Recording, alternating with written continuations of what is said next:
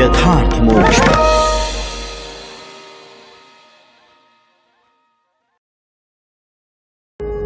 यथार्थ मोक्ष प्रस्तुत कर रहा है अतुल्य संपूर्ण महाभारत। श्री महाभारतम आजगर पर्व 178वां अध्याय। महाबली भीमसेन का हिंसक पशुओं को मारना और अजगर द्वारा पकड़ा जाना। वैशंपायन जी ने कहा, राजन, राजऋषि वृषपर्वा के आश्रम से आकर उग्र धनुर्धर पांडव अनेक आश्चर्यों से भरे हुए उस द्वैत वन में निवास करते थे। भीमसेन तलवार बांधकर हाथ में धनुष लिए अकस्मात घूमने निकल जाते थे और देवताओं तथा गंधर्वों से सेवित उस रमणीय वन की शोभा निहारते थे। उन्होंने हिमालय पर्वत के उन शुभ प्रदेशों का अवलोकन किया जहां देवऋषि और सिद्ध पुरुष विचरण करते थे तथा अप्सराएं जिनका सदा सेवन करती थी। वहां भिन्न भिन्न स्थानों में चकोर, उपचक्र, जीव जीवक, कोकिल और भृंगराज आदि पक्षी कलरव करते थे। वहां के वृक्ष सदा फूल और फल देते थे। हिम के स्पर्श से उनमें कोमलता आ गई थी। उनकी छाया बहुत घनी थी और वे दर्शन मात्र से मन एवं नेत्रों को आनंद प्रदान करते थे।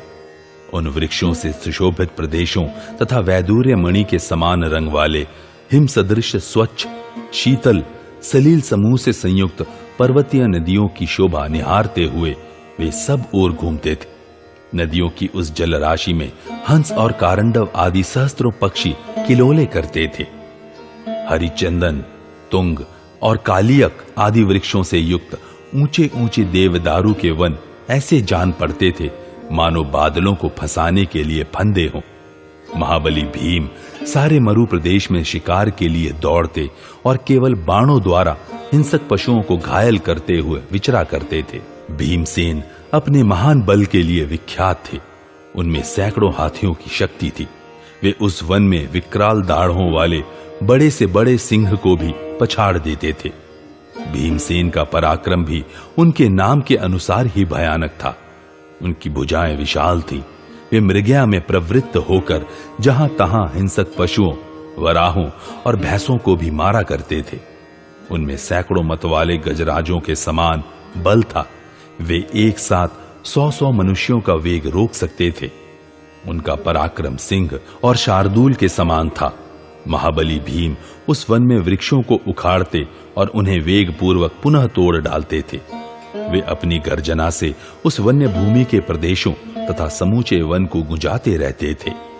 वे पर्वत शिखरों को रौंदते, वृक्षों को तोड़कर इधर उधर बिखेरते और निश्चिंत होकर अपने सिंहनाद से भूमंडल को प्रतिध्वनित किया करते थे।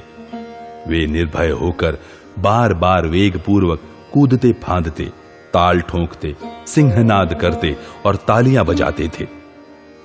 वन में घूमते हुए भीमसेन का बलाभिमान दीर्घकाल से बहुत बढ़ा हुआ था। उस समय उनकी सिंह गर्जना से महान बलशाली गजराज और मृगराज भी भय से अपना स्थान छोड़कर भाग गए। वे कहीं दौड़ते, कहीं खड़े होते और कहीं बैठते हुए शिकार पाने की अभिलाषा से उस महाभयंकर वन में निर्भय विचरते थे। वे नरश्रेष्ठ महाबली भीम उस वन में वंचर भीलों की भांति पैदल ही चलते थे। उनका साहस और पराक्रम महान था। वे गहन वन में प्रवेश करके समस्त प्राणियों को डराते हुए अद्भुत गर्जना करते थे।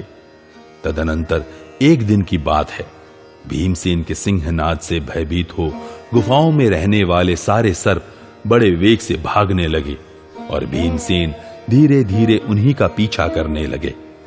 श्रेष्ठ देवताओं के समान कांतिमान महाबली भीमसेन ने आगे जाकर एक विशालकाय अजगर देखा जो रोंगटे खड़े कर देने वाला था।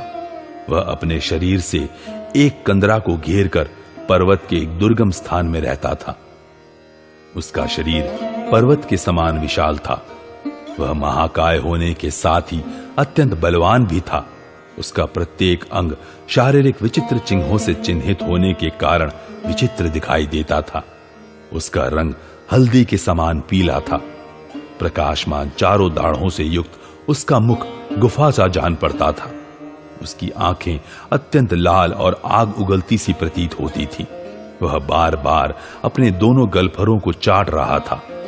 कालांतक तथा यम के समान समस्त प्राणियों को भयभीत करने वाला वह भयानक भुजंग अपने उच्छ्वास और सिंहनाद से दूसरों की भर्त्सना करता सा प्रतीत होता था। वह अजगर अत्यंत क्रोध में भरा हुआ था। मनुष्यों को जकड़ने वाले उस सर्प ने सहसा भीमसेन के निकट पहुंचकर उनकी दोनों बाहों को बलपूर्वक जकड़ लिया। उस समय भीमसेन के शरीर का उससे स्पर्श होते ही वे भीमसेन सहसा अचेत हो गए। ऐसा इसलिए हुआ कि उस सर्प को वैसा ही वरदान मिला था। 10,000 गजराज जितना बल धारण करते हैं उतना ही बल भीमसेन की भुजाओं में विद्यमान था। उनके बल की और कहीं समता नहीं थी। ऐसे तेजस्वी भीम भी उस अजगर के वश में पड़ गए। वे धीरे धीरे छटपटाते रहे, परंतु छूटने की अधिक चेष्टा करने में सफल न हो सके। उनकी प्राण शक्ति 10 सहस्त्र हाथियों के समान थी। दोनों कंधे सिंह के कंधों के समान थे और भुजाएं बहुत बड़ी थी। फिर भी सर्प को मिले हुए वरदान के प्रभाव से मोहित हो जाने के कारण सर्प की पकड़ में आकर वे अपना साहस खो बैठे। उन्होंने अपने को छुड़ाने के लिए घोर प्रयत्न किया, किंतु वीरवर भीमसेन किसी प्रकार भी उस सर्प को पराजित करने में सफलता नहीं प्राप्त कर सके। इस प्रकार श्री महाभारत वन पर्व के अंतर्गत आजगर पर्व में भीमसेन का अजगर द्वारा ग्रहण संबंधी 178वां अध्याय पूरा हुआ। 179वां अध्याय भीमसेन और सर्प रूपधारी नहुष की बातचीत, भीमसेन की चिंता तथा युधिष्ठिर द्वारा भीम की खोज। वैशंपायन जी कहते हैं, जन्मेजय, इस प्रकार सर्प के वश में पड़े हुए वे तेजस्वी भीमसेन उस अजगर की अत्यंत अद्भुत शक्ति के विषय में विचार करने लग गए। फिर उन्होंने उस महान सर्प से कहा, भुजंग प्रवर, आप स्वेच्छापूर्वक बताइए आप कौन हैं और मुझे पकड़कर क्या करेंगे। मैं धर्मराज युधिष्ठिर का छोटा भाई पांडुपुत्र भीमसेन हूं। मुझ में 10,000 हाथियों का बल है, फिर भी न जाने कैसे आपने मुझे अपने वश में कर लिया। मेरे सामने सैकड़ों केसरी, सिंह, व्याघ्र, महिष और गजराज आए, किंतु मैंने सबको युद्ध में मार गिराया। पन्नग श्रेष्ठ, राक्षस, पिशाच और महाबली नाग भी मेरी भुजाओं का वेग नहीं सह सकते थे, परंतु छूटने के लिए मेरे उद्योग करने पर भी आपने मुझे वश में कर लिया। इसका क्या कारण है? क्या आप में किसी विद्या का बल है अथवा आपको कोई अद्भुत वरदान मिला है? नागराज, आज मेरी बुद्धि में यही सिद्धांत स्थिर हो रहा है कि मनुष्यों का पराक्रम झूठा है, जैसा कि इस समय आपने मेरे इस महान बल को कुंठित कर दिया है। वैशंपायन जी कहते हैं, जन्मेजय, ऐसी बातें करने वाले वीरवर भीमसेन को जो अनायास ही महान पराक्रम कर दिखाने वाले थे, उस अजगर ने अपने विशाल शरीर से जकड़कर चारों ओर से लपेट लिया। तब इस प्रकार महाबाहु भीमसेन को अपने वश में करके उस भुजंगम ने उनकी दोनों मोटी मोटी भुजाओं को छोड़ दिया और इस प्रकार कहा, महाबाहु, मैं दीर्घकाल से भूखा बैठा था। आज सौभाग्यवश देवताओं ने तुम्हें ही मेरे लिए भोजन के रूप में भेज दिया है। सभी देहधारियों को अपने अपने प्राण प्रिय होते हैं। शत्रुदमन, जिस प्रकार मुझे यह सर्प का शरीर प्राप्त हुआ है वह आज अवश्य तुमसे बतलाना है। सज्जन शिरोमणि, तुम ध्यान देकर सुनो। मैं मनीषी महात्माओं के कोप से इस दुर्दशा को प्राप्त हुआ हूं और इस शाप के निवारण की प्रतीक्षा करते हुए यहां रहता हूं। शाप का क्या कारण है यह सब तुमसे कहता हूं, सुनो। मैं राजऋषि नहुष हूं। अवश्य ही मेरा नाम तुम्हारे कानों में पड़ा होगा। मैं तुम्हारे पूर्वजों का भी पूर्वज हूं। महाराज आयु का वंश प्रवर्तक पुत्र हूं। मैं ब्राह्मणों का अनादर करके महर्षि अगस्त्य के शाप से इस अवस्था को प्राप्त हुआ हूं। मेरे इस दुर्भाग्य को अपने आंखों देख लो। तुम यद्यपि अवध्य हो क्योंकि मेरे ही वंशज हो, देखने में अत्यंत प्रिय लगते हो, तथापि आज तुम्हें अपना आहार बनाऊंगा। देखो विधाता का कैसा विधान है। नरश्रेष्ठ, दिन के छठे भाग में कोई भैंसा अथवा हाथी ही क्यों ना हो, मेरी पकड़ में आ जाने पर किसी तरह छूट नहीं सकता। कौरव श्रेष्ठ, तुम तिर्यक योनि में पड़े हुए किसी साधारण सर्प की पकड़ में नहीं आए हो, किंतु मुझे ऐसा ही वरदान मिला है इसलिए मैं तुम्हें पकड़ सका हूं। जब मैं इंद्र के सिंहासन से भ्रष्ट हो शीघ्रता पूर्वक श्रेष्ठ विमान से नीचे गिरने लगा, उस समय मैंने मुनि श्रेष्ठ भगवान अगस्त्य से प्रार्थना की कि प्रभु मेरे शाप का अंत नियत कर दीजिए। उस समय उन तेजस्वी महर्षि ने दया से द्रवित होकर मुझसे कहा, राजन, कुछ काल के पश्चात तुम इस शाप से मुक्त हो जाओगे। उनके इतना कहते ही मैं पृथ्वी पर गिर पड़ा, परंतु आज भी वह पुरानी स्मरण शक्ति मुझे छोड़ नहीं सकी है। यद्यपि यह वृत्तांत बहुत पुराना हो चुका है, तथापि जो कुछ जैसे हुआ था वह सब मुझे ज्यों का त्यों स्मरण है। महर्षि ने मुझसे कहा था कि जो तुम्हारे पूछे हुए प्रश्नों का विभाग पूर्वक उत्तर दे दे वही तुम्हें शाप से छुड़ा सकता है। राजन, जिसे तुम पकड़ लोगे वह बलवान से बलवान प्राणी क्यों ना हो, उसका भी धैर्य छूट जाएगा, एवं तुमसे अधिक शक्तिशाली पुरुष क्यों ना हो, सबका साहस शीघ्र ही खो जाएगा। इस प्रकार मेरे प्रति हार्दिक दया भाव उत्पन्न हो जाने के कारण उन दयालु महर्षियों ने जो बात कही थी वह भी मैंने स्पष्ट सुनी। तत्पश्चात वे सारे ब्रह्म ऋषि अंतर्धान हो गए। महाद्यूते, इस प्रकार मैं अत्यंत दुष्कर्मी होने के कारण इस अपवित्र नरक में निवास करता हूं। इस सर्प योनि में पड़कर इससे छूटने के असर की प्रतीक्षा करता हूं। तब महाबाहु भीम ने उस अजगर से कहा, महासर्प, न तो मैं आप पर क्रोध करता हूं और न अपनी ही निंदा करता हूं, क्योंकि मनुष्य सुख दुख की प्राप्ति अथवा निवृत्ति में कभी असमर्थ होता है और कभी समर्थ। अतः किसी भी दशा में अपने मन में ग्लानि नहीं आने देनी चाहिए। कौन ऐसा मनुष्य है जो पुरुषार्थ के बल से दैव को वंचित कर सके? मैं तो दैव को ही बड़ा मानता हूं, पुरुषार्थ व्यर्थ है। देखिए, दैव के आघात से आज मैं अकारण ही यहां इस दशा को प्राप्त हो गया हूं, नहीं तो मुझे अपने बाहुबल का बड़ा भरोसा था। परंतु आज मैं अपनी मृत्यु के लिए उतना शोक नहीं करता हूं जितना कि राज्य से वंचित हो वन में पड़े हुए अपने भाइयों के लिए मुझे शोक हो रहा है। यक्षों तथा राक्षसों से भरा हुआ यह हिमालय अत्यंत दुर्गम है। मेरे भाई व्याकुल होकर जब मुझे खोजेंगे तब अवश्य कहीं खंदक में गिर पड़ेंगे। मेरी मृत्यु हुई सुनकर वे राज्य प्राप्ति का सारा उद्योग छोड़ बैठेंगे। मेरे सभी भाई स्वभावतः धर्मात्मा है। मैं ही राज्य के लोभ से उन्हें युद्ध के लिए बाध्य करता रहता हूं। अथवा बुद्धिमान अर्जुन विषाद में नहीं पड़ेंगे, क्योंकि वे संपूर्ण अस्त्रों के ज्ञाता हैं। देवता, गंधर्व तथा राक्षस भी उन्हें पराजित नहीं कर सकते हैं। महाबली महाबाहु अर्जुन अकेले ही देवराज इंद्र को भी अनायास ही अपने स्थान से हटा देने में समर्थ हैं। फिर उस धृतराष्ट्र पुत्र दुर्योधन को जीतना उनके लिए कौन बड़ी बात है, जो कपट द्यूत का सेवन करने वाला, लोकद्रोही, दंभी तथा मोह में डूबा हुआ है। मैं पुत्रों के प्रति स्नेह रखने वाली अपनी उस दीन माता के लिए शोक करता हूं, जो सदा यह आशा रखती है कि हम सभी भाइयों का महत्व शत्रुओं से बढ़ चढ़कर हो। भुजंगम, मेरे मरने से मेरी अनाथ माता के वे सभी मनोरथ जो मुझ पर अवलंबित थे कैसे सफल हो सकेंगे?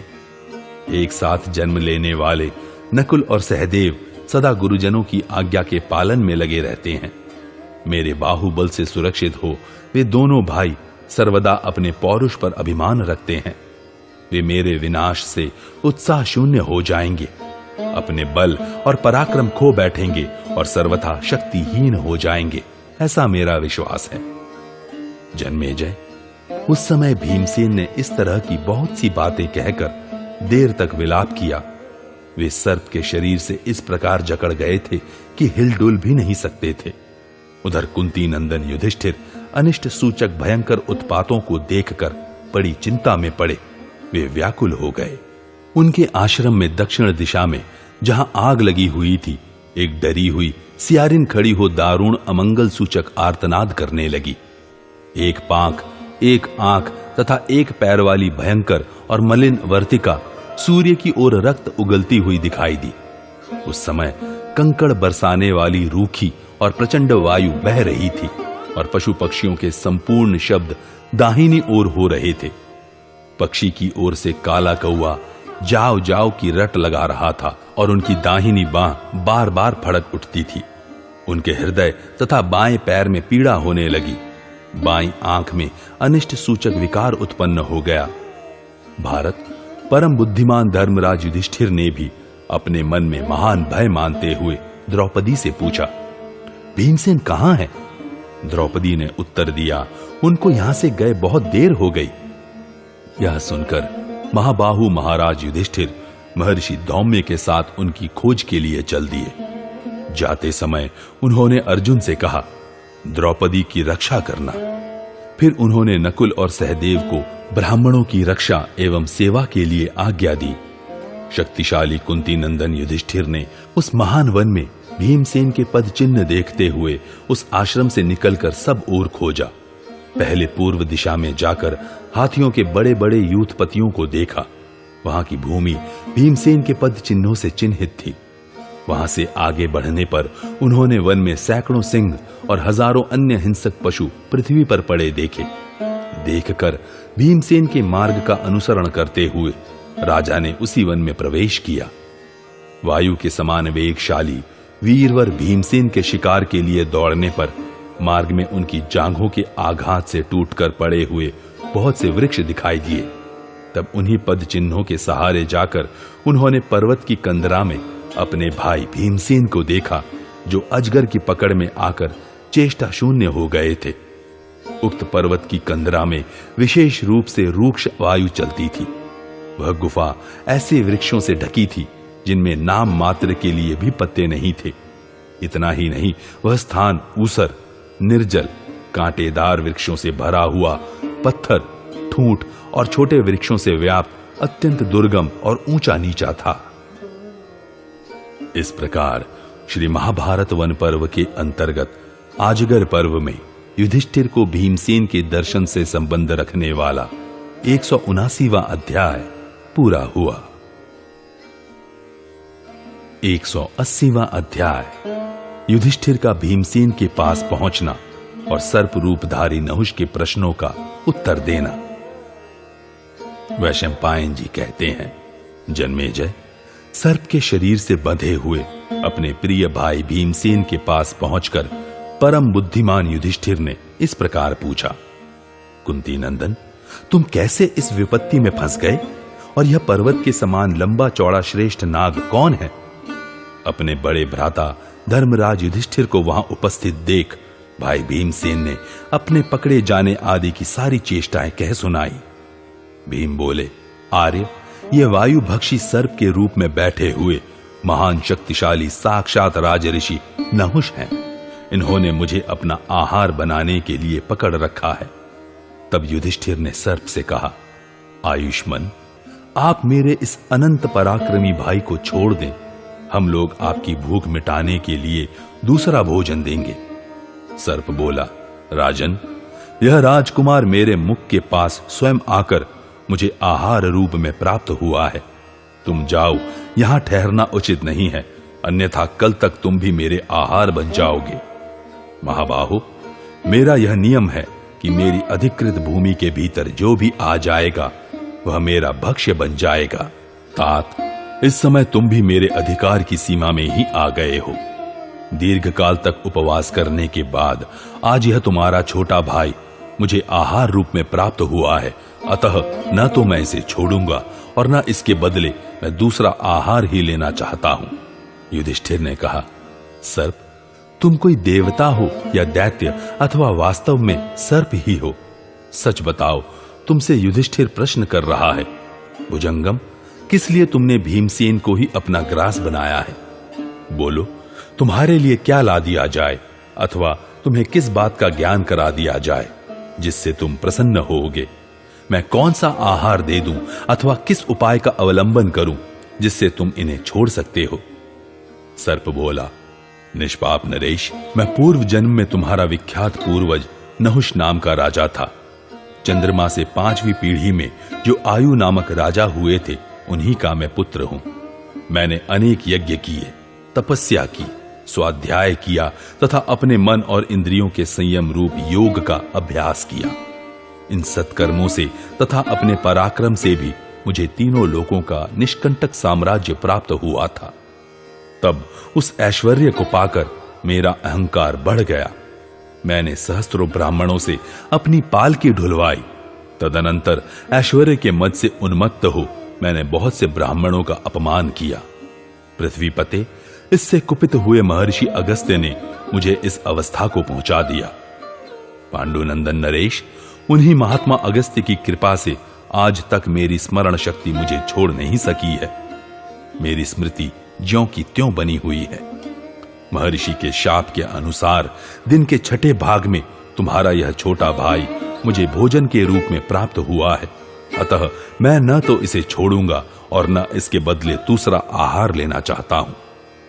परंतु एक बात है, यदि तुम मेरे पूछे हुए कुछ प्रश्नों का भी उत्तर दे दोगे तो इसके बाद मैं तुम्हारे भाई भीमसेन को छोड़ दूंगा।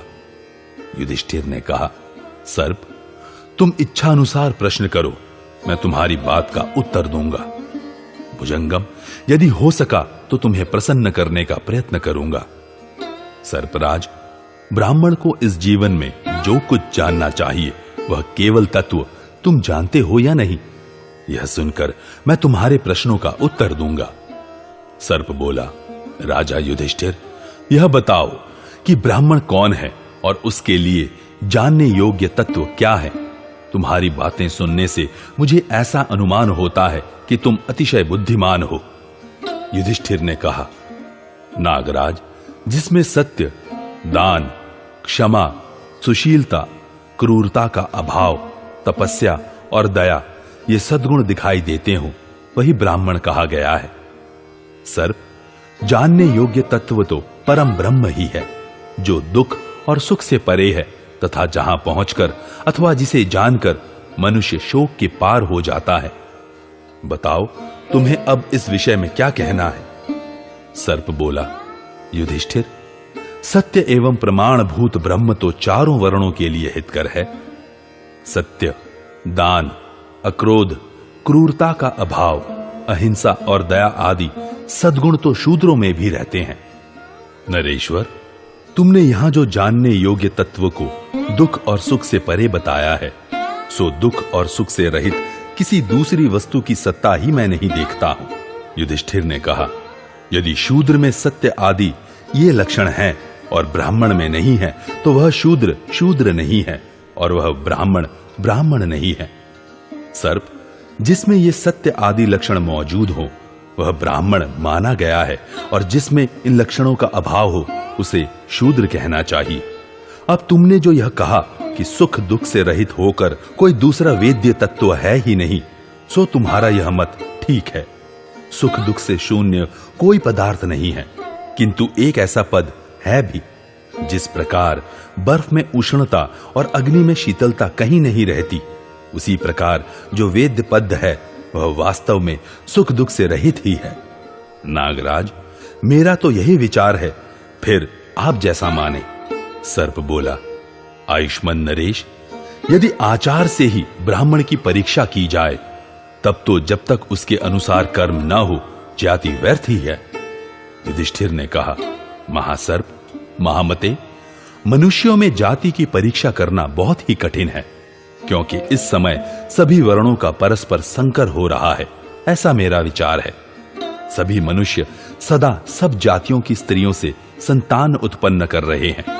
वाणी, मैथुन तथा जन्म और मरण ये सब मनुष्यों में एक से देखे जाते हैं। इस विषय में यह आर्ष प्रमाण भी मिलता है। ये यजामहे, यह श्रुति जाति का निश्चय न होने के कारण ही जो हम लोग यज्ञ कर रहे हैं ऐसा सामान्य रूप से निर्देश करती है। इसलिए जो तत्वदर्शी विद्वान हैं वे शील को ही प्रधानता देते हैं और उसे ही अभीष्ट मानते हैं। जब बालक का जन्म होता है तब नाल छेदन के पूर्व उसका जात कर्म संस्कार किया जाता है। उसमें उसकी माता सावित्री कहलाती है और पिता आचार्य। जब तक बालक का संस्कार करके उसे वेद का स्वाध्याय न कराया जाए तब तक वह शूद्र ही के समान है। जाति विषयक संदेह होने पर स्वयं भुआ मनु ने यही निर्णय दिया है।